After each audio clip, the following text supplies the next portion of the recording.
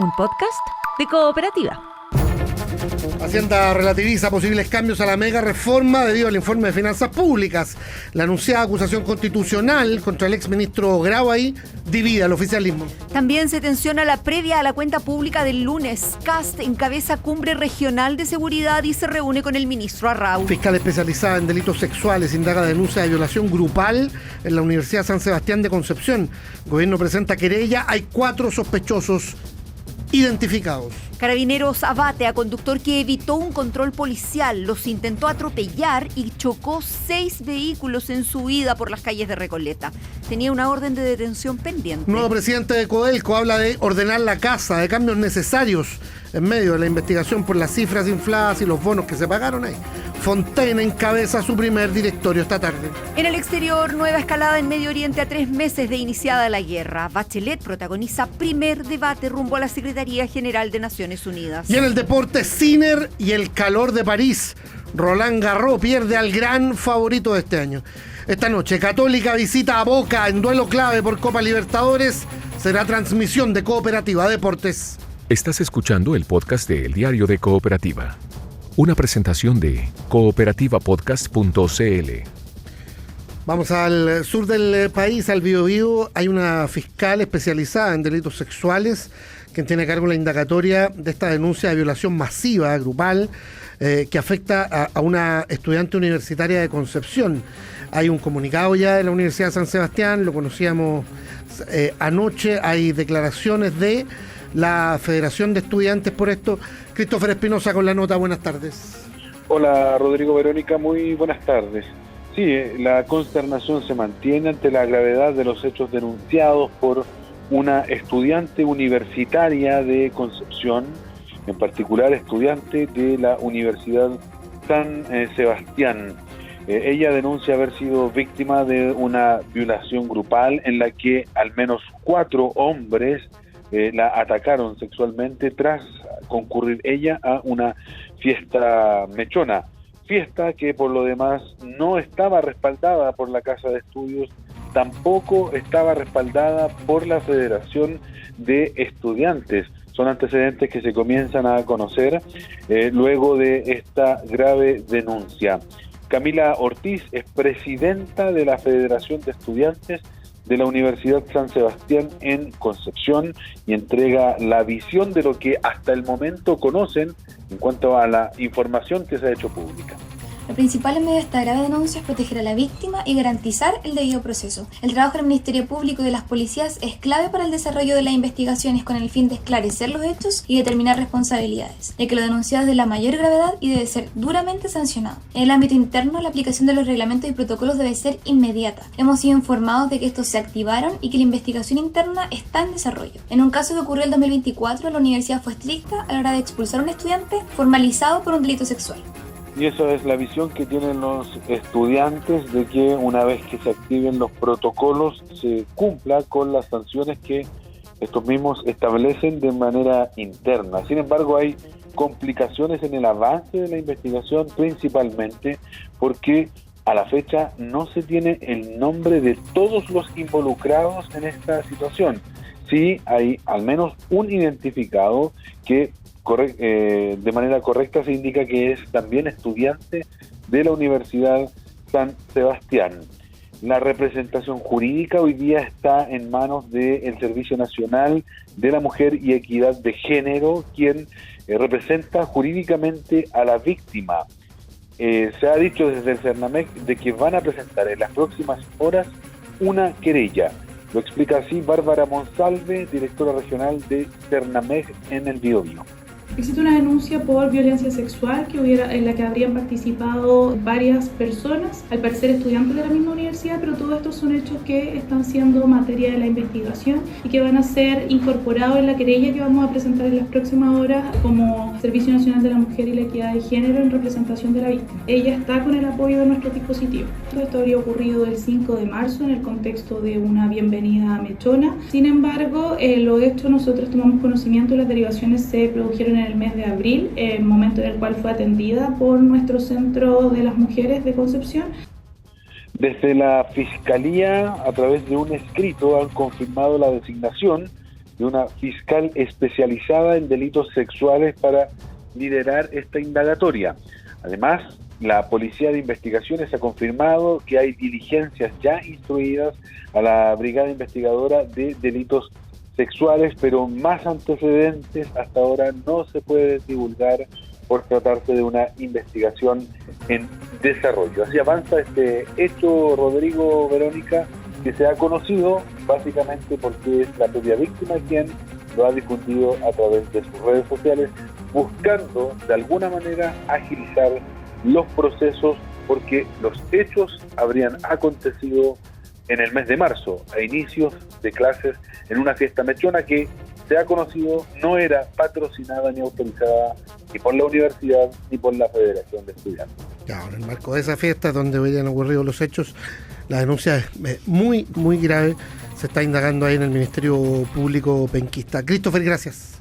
Que esté muy bien. Y nos vamos a las calles de Santiago. Sabemos de una persecución en Recoleta en que Carabineros terminó abatiendo a un conductor que se había negado un control vehicular. También del allanamiento de la PDI a tiendas de accesorios de celulares en el centro de Santiago. Felipe Cofré, buenas tardes. Buenas tardes, Vero. Claro, partimos eso sí con información policial del minuto. Es un procedimiento que desarrolla personal del Grupo de Operaciones Policiales Especiales, el GOPE de Carabineros, que se encuentra en calle El Dante, en la comuna de Las Condes, porque en un edificio, en este lugar, se ha encontrado una granada.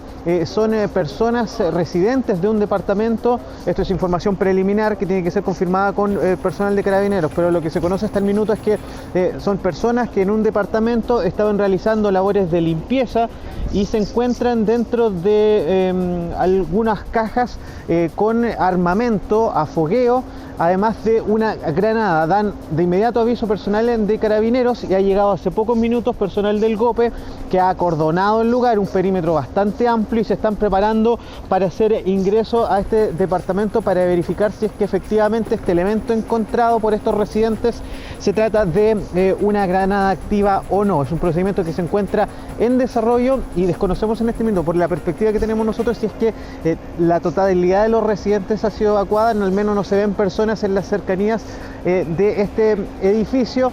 Lo cierto es que ya se encuentra este operativo por parte de personal del GOPE acá en la comuna de Las Condes. Registramos en la calle El Dante, a la altura de la numeración 4200. Dejamos eso. Mientras tanto vamos a revisar información policial de las últimas horas, porque claro, ustedes lo adelantaban. Un hombre fue abatido por Carabineros en la comuna de Recoleta luego de intentar evadir un control policial y terminar colisionando con varios vehículos. Esto ocurrió cerca de las 21 horas de ayer en calle Luz del Alba, cuando funcionarios de Carabineros realizaban controles preventivos. En ese contexto es que se genera una fiscalización a un taxi que desiste de detener su marcha. Se inicia un seguimiento que termina cuando este conductor chocó varios autos que se encontraban estacionados y además intentó atropellar a un funcionario policial. Por eso uno de estos carabineros involucrados efectuó un disparo que hirió a este sujeto en el tórax y que le provocó finalmente la muerte. El teniente coronel Pablo Farías, de la Prefectura Santiago Norte de Carabineros, entregó detalles. En una segunda advertencia, Carabineros también trata de detener la maniobra de este conductor, y es que en esa circunstancia intenta atropellar a uno de los carabineros, el cual hace uso en 2 oportunidades de su armamento de servicio, provocando lamentablemente el fallecimiento en el mismo lugar de esta persona. Se trata de una persona adulta de 45 años, el cual tiene distintos antecedentes policiales por robos, lesiones y amenazas, y que a la fecha tenía una orden vigente por el delito de hurto simple. Claro, además se comprobó que el taxi que ocupaba para huir de Carabineros tenía un encargo vigente por robo, además tenía sus patentes falsificadas.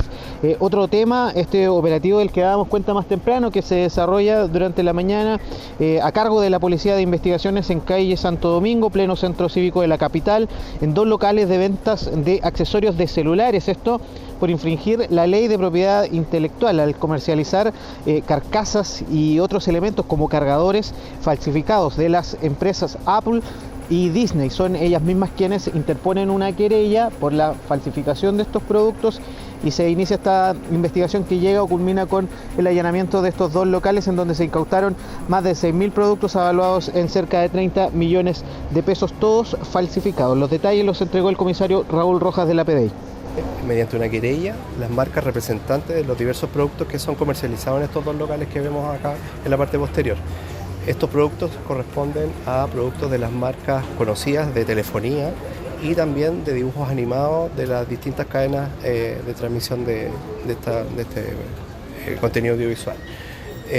Respecto de las incautaciones, en este minuto no podemos entregar una cifra, pero como ustedes pueden cuantificar y al apreciar, básicamente estos locales tienen gran cantidad de carcasas, accesorios y otros elementos que son distintivos y que constituyen el delito de propiedad intelectual.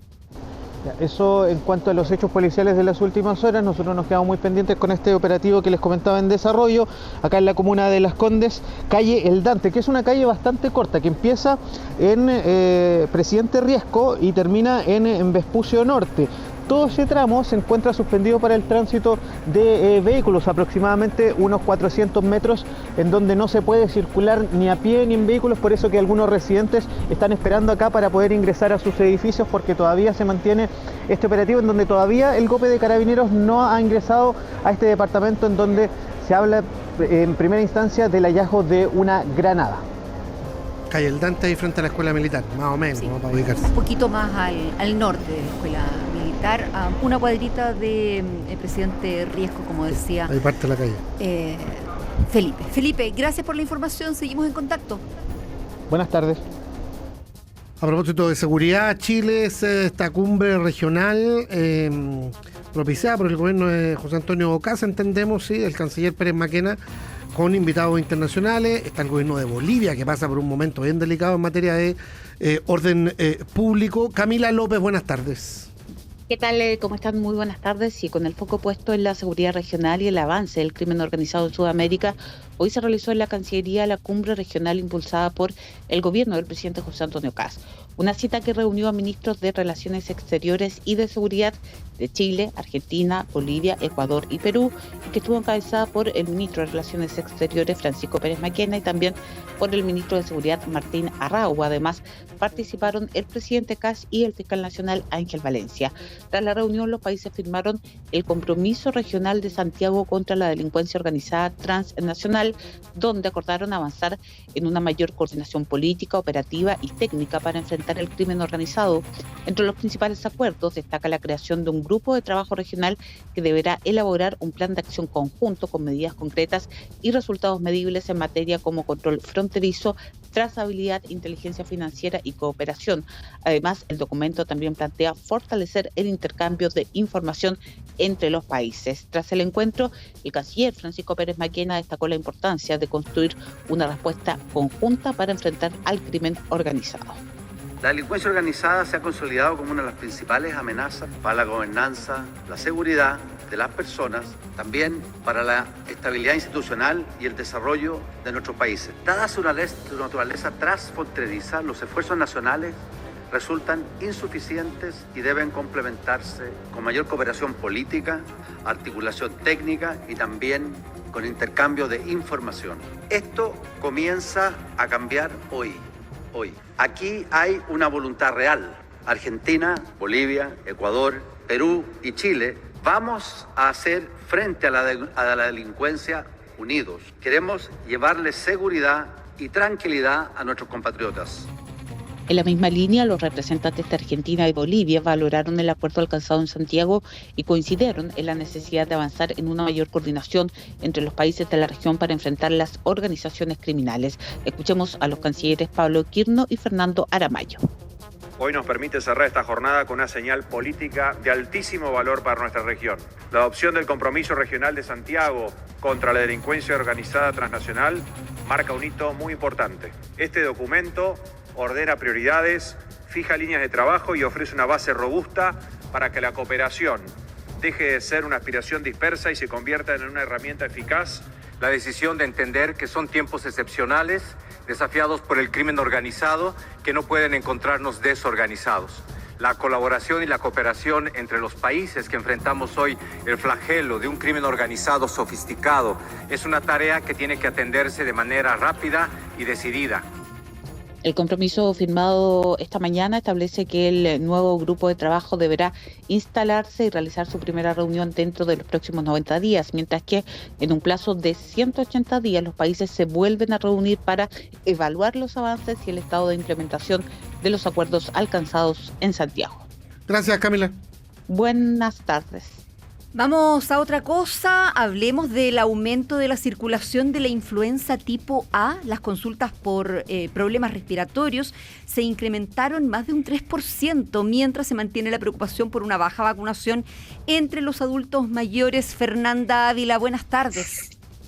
¿Qué tal? Buenas tardes. El Ministerio de Salud realizó esta mañana el lanzamiento de su campaña comunicacional de invierno, que consiste en spots publicitarios para distintas plataformas con el objetivo de aumentar la vacunación y la prevención de las enfermedades, además de dar a conocer los canales de comunicación oficial. Todo esto en un contexto en el que la circulación viral viene en aumento desde hace varias semanas. Un poco más de un tercio de las consultas de toda la red asistencial de la última semana epidemiológica fueron por causas respiratorias, lo que significa un 3,3% más que la semana pasada, siendo esta una sexta semana consecutiva del aumento de la influenza tipo A, segundo virus de mayor circulación actualmente. Las hospitalizaciones registraron una baja del 2%, pero se mantiene preocupación por 3 grupos que aún no alcanzan su meta de vacunación: los niños y niñas entre los 6 meses y 5 años, personas embarazadas y mayores de 60 años. Vamos a escuchar a la coordinadora de la campaña de invierno, Valentina Pino. Vamos a hacer hincapié en que es la semana epidemiológica en que se registró la proporción de atenciones por causa respiratoria más alta de lo que va de esta campaña de invierno este año. Si revisamos en términos absolutos específicamente, por ejemplo, la cantidad de atenciones por infecciones respiratorias agudas bajas, para esta semana se registró además un aumento del 8,5%. Respecto de las hospitalizaciones por causa respiratoria, si bien en términos absolutos a nivel nacional se registró una disminución, quisiéramos nuevamente detenernos en que tenemos 2 grupos que son justamente los de mayor riesgo, quienes sí registraron un aumento para esta semana. Nuevamente aparecen las personas menores de 1 año, pero también las personas de 65 años y más. Este grupo, el grupo más rezagado en la vacunación, son los mayores de 60 años. En números, hay alrededor de 1.700.000 adultos mayores que aún no han recibido su dosis. Un grupo altamente vulnerable a enfermar gravemente de influenza. A propósito del estado de la red asistencial, también se mantiene la preocupación por cómo los recortes presupuestarios a la atención primaria podrían afectar en los pics que se esperan de circulación viral para las próximas semanas. La ministra de Salud, May Chomalí, explicó que el recorte no se aplica para los fondos de campaña de invierno, que ya llevan alrededor de un 40% de ejecución. Escuchemos. Este programa tiene un financiamiento propio que ya está siendo distribuido a los diferentes puntos de la red, ya sea para ampliar la atención de camas críticas, ya sea para mejorar las instalaciones, los insumos, comprar los insumos para atender a estos pacientes en atención primaria. Este programa tiene un financiamiento propio que es el mayor en muchos años, que de hecho tuvo un aumento de su presupuesto en relación con el año pasado. Para la vacunación todo eso está absolutamente resguardado. Recordamos que el momento más óptimo para recibir la vacuna es ahora, ya que se necesitan 2 semanas para lograr la inmunidad. La vacuna es gratuita para los grupos objetivos mencionados y está disponible en su centro de salud más cercano o en los vacunatorios disponibles en mevacuno.gov.cl. La información con Fernanda Ávila. Gracias, buenas tardes, Fernanda. Buenas tardes. Estás escuchando el podcast de El Diario de Cooperativa. Una presentación de cooperativapodcast.cl. Abrimos la página política en el Diario de Cooperativa y sabemos que desde el Partido Nacional Libertario aseguraron que los diputados de la UDI y RN van a terminar aprobando igual la acusación constitucional que pretenden presentar contra el exministro Nicolás Grau. Mientras en el gobierno surgen matices respecto de los elementos que podrían ser modificados en la reforma tributaria dentro de la mega reforma. Jorge Espinosa Cuellar, buenas tardes. Hola Verónica, buenas tardes. Después de que el diputado republicano Agustín Romero generó una profunda molestia en la bancada de la UDI por advertir que si no apoyan la acusación constitucional contra el exministro Nicolás Grau, deberán rendir cuentas ante su electorado, hoy desde el Partido Nacional Libertario, también promotores de esa ofensiva, plantearon que Chile Vamos votará a favor porque no les queda otra. En conversación con la prensa lo dijo así el exdiputado Johannes Kaiser. La acusación constitucional va a ir sí o sí. Solamente un meteorito nos podría hacer cambiar de opinión. Yo sé que van a terminar votando correctamente. Nuestra acusación es tan sólida que no les queda otra. Y si votan de manera distinta van a haberse hecho cómplices de la actitud y la actividad del exministro. La acusación, gatillada por el último informe de finanzas públicas en que el gobierno acusa a lo menos un error en la proyección de la deuda fiscal, debe ser presentada antes del 11 de junio, en medio de la tramitación de la reforma tributaria en la Cámara Alta.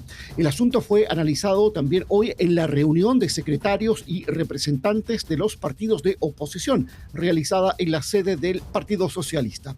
Escuchamos al secretario ejecutivo del Frente Amplio, Simón Ramírez. El Partido Nacional Libertario está tirando el carro de la ultraderecha. Es una acusación que probablemente se va a caer. Si avanza en esas características en el Senado, esto complica cualquier tipo de conversación, principalmente porque esto carece de total fundamento. Respecto de lo que apareció en el informe de finanzas públicas, es algo así como la polémica de la caja 2.0, donde el ministro Quirós exacerba ciertas variables, omite otras variables y entrega información parcial y arbitraria para lograr ciertos objetivos políticos, y que luego el conjunto de los economistas del país le empieza a quitar piso y da cuenta de que no hay fundamento de sus acusaciones.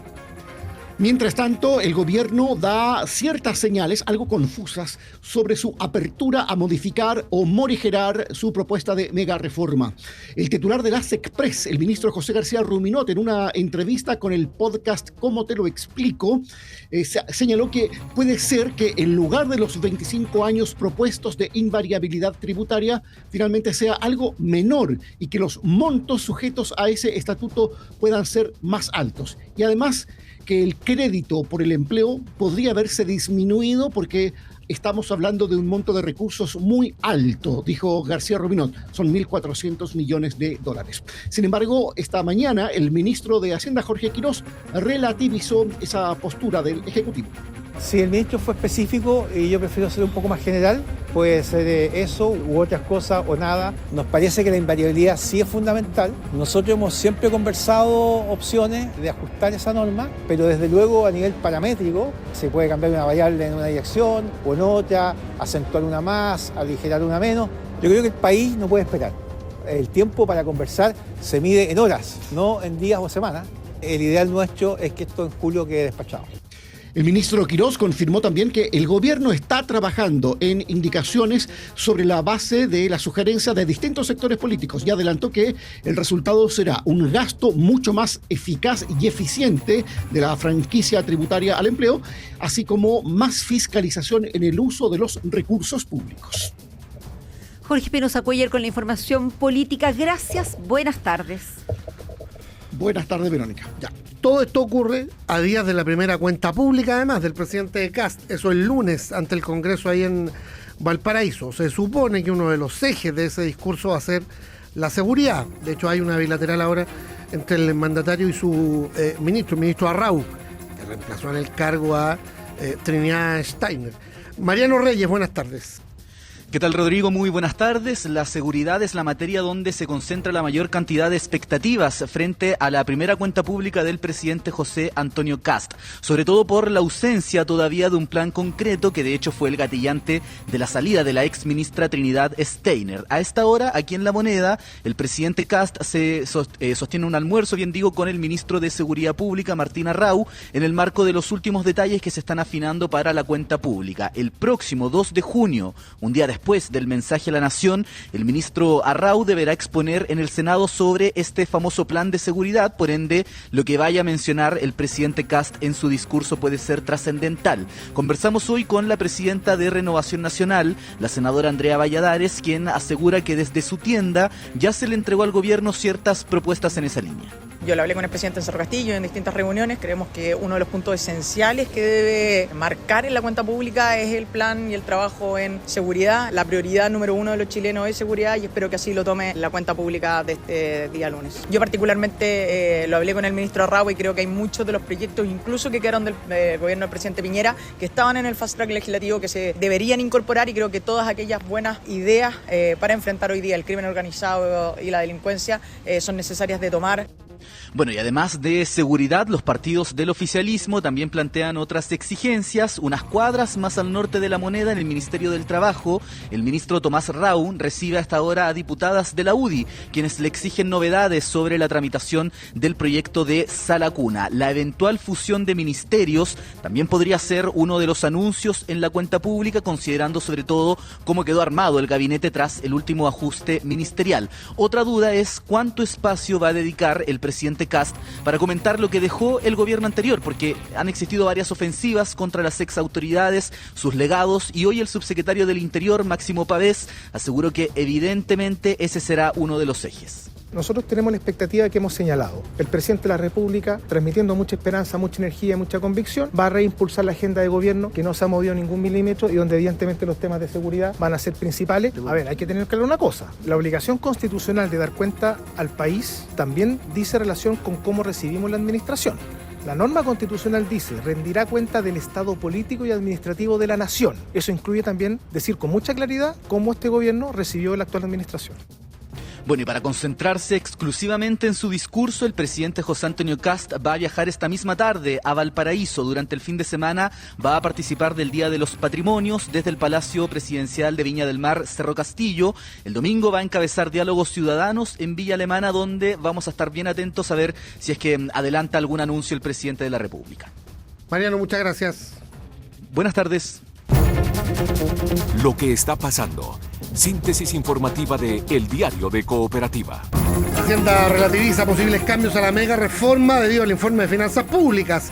La anunciada acusación constitucional contra el exministro Grauay divide al oficialismo. También se tensiona la previa a la cuenta pública del lunes. Kast encabeza cumbre regional de seguridad y se reúne con el ministro Arrau. Fiscal especializada en delitos sexuales indaga denuncia de violación grupal en la Universidad San Sebastián de Concepción. El gobierno presenta querella. Hay 4 sospechosos identificados. Carabineros abate a conductor que evitó un control policial, los intentó atropellar y chocó 6 vehículos en su huida por las calles de Recoleta. Tenía una orden de detención pendiente. Nuevo presidente de Codelco habla de ordenar la casa, de cambios necesarios en medio de la investigación por las cifras infladas y los bonos que se pagaron ahí. Fontaine encabeza su primer directorio esta tarde. En el exterior, nueva escalada en Medio Oriente a 3 meses de iniciada la guerra. Bachelet protagoniza primer debate rumbo a la Secretaría General de Naciones Unidas. Y en el deporte, Sinner y el calor de París. Roland Garros pierde al gran favorito de este año. Esta noche, Católica visita a Boca en duelo clave por Copa Libertadores.